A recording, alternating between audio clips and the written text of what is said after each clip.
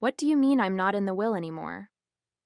I stared at my father in disbelief, my voice echoing through their spacious living room in Chicago.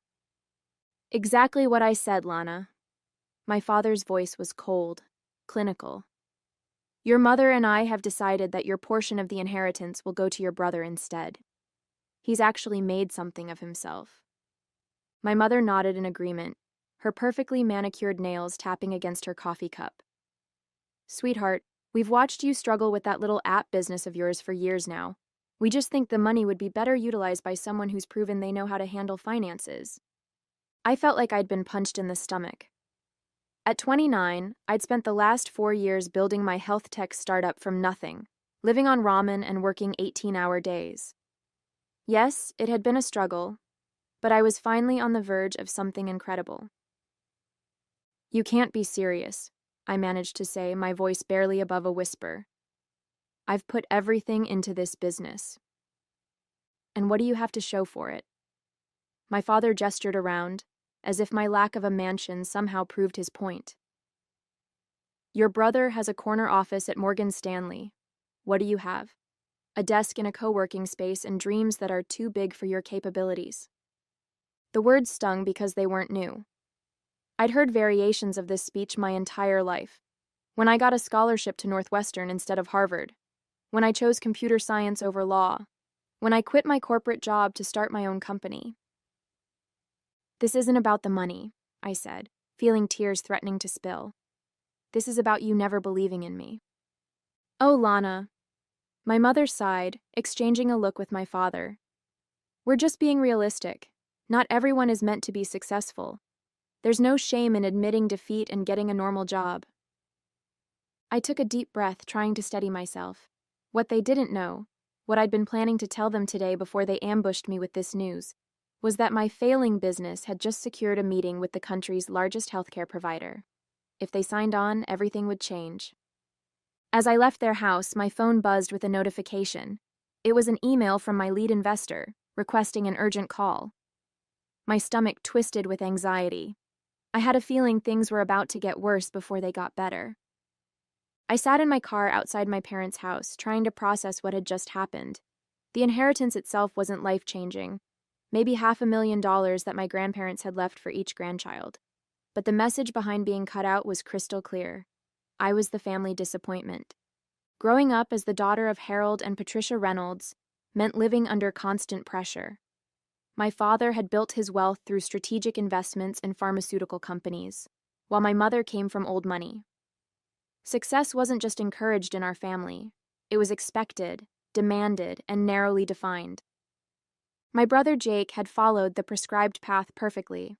Ivy League education, finance career, marriage to a socialite, 2 perfect children, and a summer home in the Hamptons by 35. I, on the other hand, had always been the question mark. Even when I graduated at the top of my class or landed prestigious internships, it was never quite enough. You could have done better, became the family motto for my achievements. 4 years ago, I'd spotted a critical gap in the healthcare technology market. Using my background in computer science and the experience I'd gained working for a major tech company, I developed an AI-driven platform that could predict patient readmission risks with unprecedented accuracy. I called it Prevent Care. My parents had scoffed when I left my 6-figure salary to pursue the startup. Another millennial thinking they'll be the next Steve Jobs, my father had said dismissively.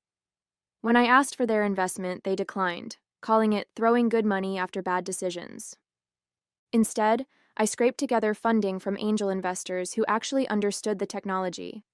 I worked day and night, building the platform, securing a small pilot program with a local hospital, and slowly gathering data that proved my system worked. 3 months ago, I'd started hearing rumors that my father was heavily investing in Pharmatech, a publicly traded company developing a competing solution. My mother had casually mentioned it at dinner, watching me carefully as she added, "Your father thinks it's going to revolutionize the industry."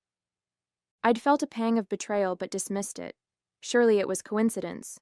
The healthcare AI space was hot. Everyone was investing in it. My parents wouldn't deliberately back my competition while refusing to support me. Would they? But as I sat in my car, the pieces started falling into place. The timing of being cut from the will. Their increased criticism of my business. The smug looks. Maybe this wasn't just about disappointment. Maybe it was about something else entirely. The call with my lead investor, Dominic, was worse than I'd imagined. He sounded anxious, his usually calm voice now strained. Lana, Pharmatech just announced a major partnership with MedAlliance. They're implementing their readmission prevention system across all 53 hospitals in the network. My blood ran cold. MedAlliance was the healthcare provider I'd been courting for months, the same one I was supposed to meet with next week. The deal that would have made Prevent Care a legitimate contender in the healthcare technology space. That's impossible, I stammered. We've been in talks with them for months. Their technical team loved our solution. Apparently, Pharmatech swooped in with a massive discount and some high-level connections on the board, Dominic explained. The rumor is they were tipped off about your meeting and moved quickly to block it. High-level connections, like a major investor who happened to be my father. I need to go, I said, my mind racing. I spent the next hour parked outside my parents' house, searching for information about Pharmatech. The company had been struggling for months, their tech inferior to mine, but their marketing budget astronomical. Their stock had been plummeting until this morning's announcement, which sent it soaring by 43%. My phone rang again. It was my former classmate Jennifer, who worked as a junior executive at MedAlliance. Lana, I'm so sorry about what happened, she said. I thought you should know. The decision came down from our chairman after he played golf with some investor in Pharmatech. They rushed the deal through without the usual technical review. Did you catch the investor's name? I asked, already knowing the answer. Harold Reynolds. He apparently made a very compelling case against your technology, saying it wasn't scalable. My father. My own father had deliberately sabotaged my business. I sat in stunned silence as the reality sank in. This wasn't just parental disappointment or lack of support. This was active sabotage. He had used his connections to steal my opportunity and then had the audacity to cut me from the will for not being successful enough. When I finally drove away from my parents' house, my hands were shaking on the steering wheel. Everything I'd worked for was crumbling. Without the MedAlliance deal, my runway was limited. We had enough funding for maybe 3 more months before I'd have to let my team go. Part of me wanted to storm back into my parents' house and confront them. Another part wanted to curl up and admit defeat. Instead, I drove to my small office where my team of 5 dedicated developers was still working, unaware that our future had just been jeopardized. I couldn't give up now. Not when they had sacrificed so much to follow my vision. I needed a new plan, and fast. We need to pivot, I announced to my team the next morning. Their faces registered confusion as I explained what had happened with MedAlliance. So your dad basically torpedoed our biggest opportunity? Miguel, my lead developer, asked incredulously. I nodded, swallowing the lump in my throat. But we're not giving up. Our technology is better than Pharmatech's. We just need to prove it. Over the next 3 weeks, we worked around the clock, refining our algorithm and reaching out to smaller hospital networks. We managed to secure a meeting with Westfield Healthcare, a regional group with 12 hospitals. It wasn't MedAlliance, but it could keep us afloat. The night before the Westfield presentation, I received a text from my brother Jake. Heard about MedAlliance, tough break. Maybe time to consider that job offer at Deloitte? Dad knows someone who could fast-track your application. I didn't respond. Jake had always been the diplomatic one, trying to mediate between my parents and me. But he'd also always chosen their side when it mattered. The Westfield presentation went flawlessly. Their technical team asked challenging questions, which we answered confidently. By the end, their chief medical officer was nodding enthusiastically. Your predictive accuracy is impressive, she said. We'll need to run this by the board, but I'm optimistic. For the first time in weeks, I felt hope. Maybe we could recover from the MedAlliance setback after all. 3 days later, that hope was shattered when I received a formal email from Westfield. After careful consideration, We've decided to pursue alternative solutions for our readmission prevention needs. We appreciate your time and wish you success in your future endeavors." It made no sense. The technical team had been enthusiastic. What had changed? The answer came later that afternoon when Miguel burst into my office, his face pale. "You need to see this," he said, showing me his tablet.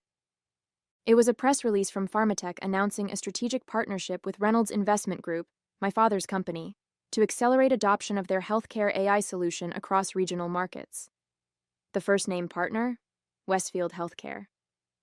"He's systematically blocking us," I whispered, the full weight of the betrayal sinking in. When I called Westfield's CMO, she sounded genuinely regretful. "The board overruled us. One of our major investors insisted we go with Pharmatech." I didn't need to ask who that investor was. That evening, I received an unexpected call from my mother. "Lana, your father and I would like you to join us for dinner tomorrow. We have something important to discuss." My first instinct was to refuse, but curiosity won out. "Fine. 7 o'clock? Perfect. And Lana? Try to dress appropriately. The Hutchinsons might stop by." The Hutchinsons, my father's business associates.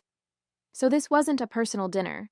It was another opportunity for them to showcase their successful son while highlighting my failures. I arrived at precisely 7, wearing my best business dress, not to impress them, but to armor myself against their judgment.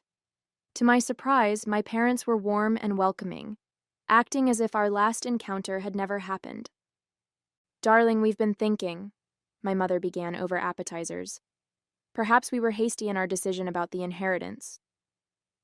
My father nodded. "We might be willing to reconsider under certain conditions." I raised an eyebrow. "What conditions?" "Simple, really," my father said smoothly. "Shut down that little app business of yours and come work for me at Reynolds Investment. We could use someone with your technical background to evaluate potential healthcare investments." The offer was clear: abandon my dream and embrace theirs, and I could have my place in the will back. It was a trap disguised as an olive branch. "I need some time to think about it," I said carefully, knowing I needed to play along while I figured out my next move. The following morning, I couldn't shake the feeling that something about my parents' sudden change of heart didn't add up. Why offer me a position now, when they'd been actively working to undermine my business? I decided to do some digging. Using my background in data analysis, I began researching Pharmatech's financial statements and major shareholders. What I discovered left me breathless. Reynolds Investment Group had acquired a 15% stake in Pharmatech 6 months ago, around the time my company had started gaining attention in healthcare circles. My father hadn't just invested in a competing company. He'd bet heavily on it, becoming one of its largest individual shareholders. But there was more. Pharmatech's technology was fundamentally flawed. Their early trial results had been cherry-picked to show success, but the full data set, which I accessed through a healthcare database, showed alarming inaccuracies in their predictive model. They were selling smoke and mirrors, and my father had to know it. This wasn't just business. This was personal. My father was willing to back an inferior product and risk patient outcomes just to prove me wrong. As I dug deeper, I discovered something else. Pharmatech was burning through cash at an alarming rate. Their quarterly report showed massive expenditures on marketing and executive compensation, while their R&D budget had been slashed. They were barely staying afloat, propped up by investor confidence and the recent partnerships my father had orchestrated. The revelation hit me like a thunderbolt. My parents' entire investment portfolio was now heavily weighted toward Pharmatech. Their financial future depended on its success, and by extension, on my failure. Just as I was processing this information, I received an email that changed everything.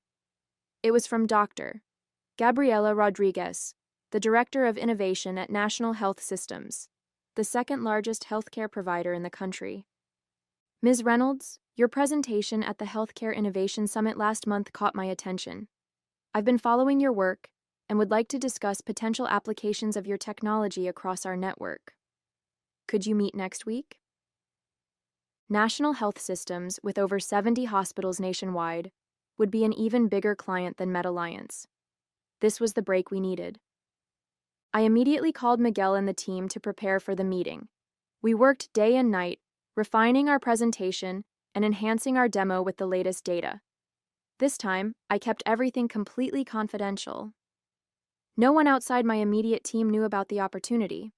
The meeting with Dr. Rodriguez and her technical team exceeded all expectations. They understood the superiority of our approach immediately. What sets your solution apart, Dr. Rodriguez said, is that it's built on solid statistical principles instead of marketing hype. We've evaluated pharmatech and found their claims exaggerated. By the end of the 4-hour meeting, we had a handshake agreement to move forward with a pilot program across 5 of their largest hospitals. As I drove home, elated but exhausted, my phone rang. It was my father. Lana, have you considered our offer? The position won't stay open forever. I'm still thinking about it, I said, fighting to keep my voice neutral. Actually, I'm meeting with some potential investors next week who might be interested in acquiring PreventCare. If that happens, I'll definitely consider your offer. It was a lie, but I needed time. The National Health Systems deal wasn't final yet, and I couldn't risk my father discovering it and interfering again. Investors? Who would want to buy a failing startup? He scoffed. You'd be surprised, Dad.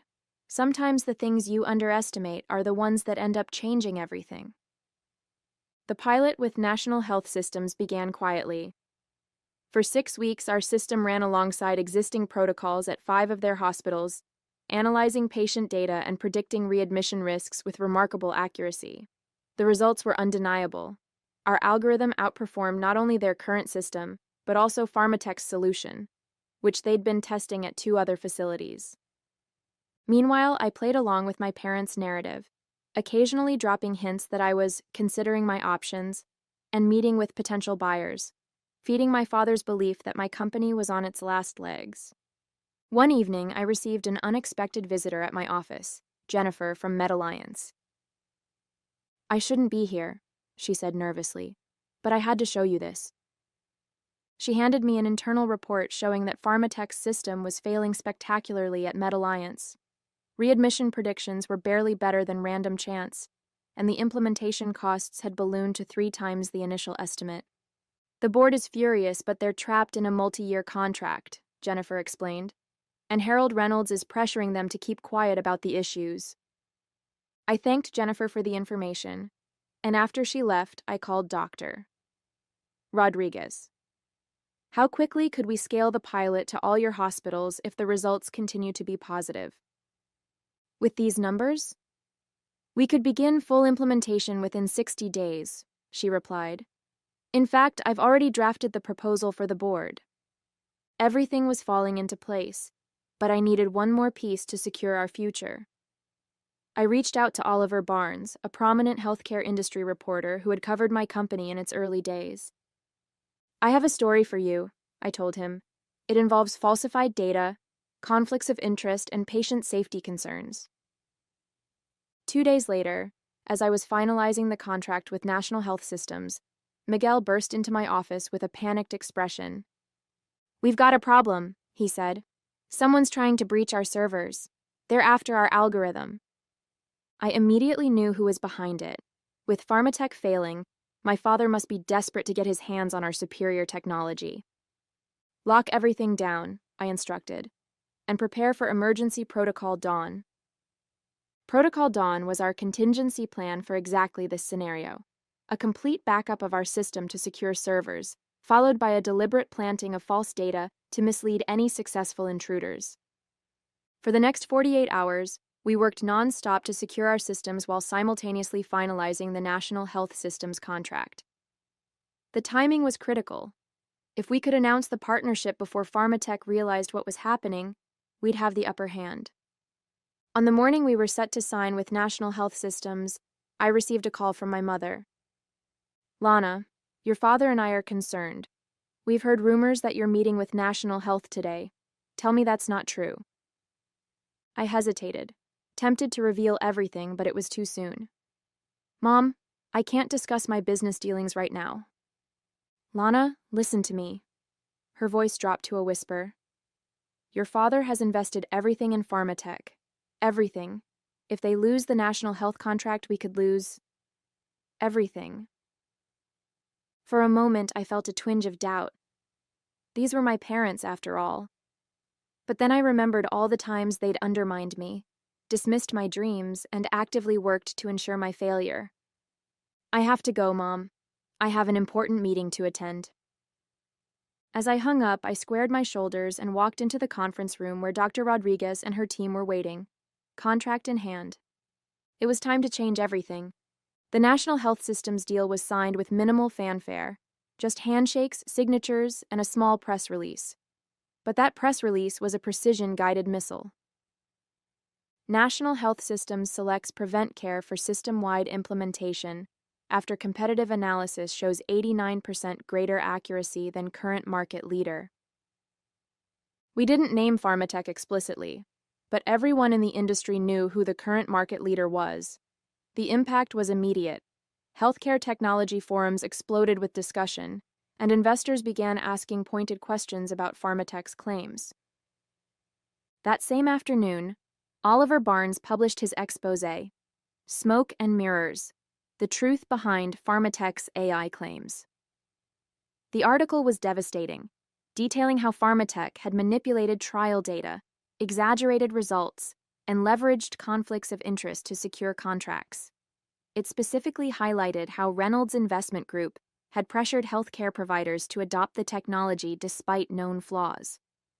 By market close, Pharmatech's stock had plummeted 67%, and trading was temporarily halted due to volatility. The company issued a weak statement promising to address the concerns, but the damage was done. I watched it all unfold from my office, feeling strangely calm. This wasn't mere revenge, it was justice. Patient lives were at stake with this technology, and the truth needed to come out. My phone buzzed continuously with messages, from industry contacts, former classmates, even Jake, who sent a simple text. Is this real? Call me. I ignored them all, except for a message from Dr. Rodriguez. The board is impressed. They want to discuss potential equity investment in Prevent Care. That was the real victory, not just a contract, but validation and the chance to scale our solution nationally without compromising our vision. The company I had built against all odds would not just survive, it would thrive. And tomorrow I would deal with my parents. I didn't have to wait until tomorrow. My parents arrived at my office unannounced that evening, their faces ashen. My father, always imposing in his tailored suits, looked diminished somehow. My mother's perfect composure had cracked, her hands nervously twisting her designer handbag. "What have you done?" my father demanded, his voice hoarse. I gestured to the chairs across from my desk. "Please sit down." "Our stocks are worthless," my mother blurted out. "Pharmatech is finished. Harold's Investment Group is facing inquiries from the SEC. We're ruined, Lana, completely ruined." I studied them both, searching for any sign of remorse or understanding. I found none, only fear and blame. "I didn't do anything except build a better product and tell the truth," I said calmly. "You chose to back a company that falsified data and put patients at risk." "We need your help," my father said, the words clearly painful for him. "The house, our investments, everything is tied to Pharmatech. We have nowhere else to turn." The irony wasn't lost on me. Just weeks ago, they had cut me from their will for being a failure. Now they were the ones asking for a bailout. "I understand you're in a difficult position," I said, echoing my mother's patronizing tone from countless conversations. "But I can't be your financial safety net." My father's face hardened. "After everything we've done for you." "That's just it," I interrupted. "What exactly have you done except undermine me at every turn? You taught me that people should succeed on their own merits. I'm going to respect that lesson." I stood up, signaling the end of our conversation. I can refer you to a good financial advisor. Beyond that, I think it's best if we take some time apart. As they left my office, I felt no triumph, no vindication, just a quiet certainty that I had finally broken free from their shadow. The next morning, I gathered my team to share the news about National Health System's investment offer. As we celebrated this milestone, I looked around at these brilliant people who had believed in my vision when my own family hadn't. We've got a lot of work ahead of us, I told them, but today we've proven that doing the right thing, building something with integrity, eventually wins. Later, alone in my office, I removed the family photo from my desk drawer where I'd hidden it months ago. I studied the smiling faces, a facade that had masked years of conditional love and impossible standards. I placed the frame face down in the bottom drawer. Perhaps someday we would find our way back to each other, but it would have to be on new terms, with mutual respect and acceptance. For now, I had a company to build and patients whose lives we could improve. That was legacy enough.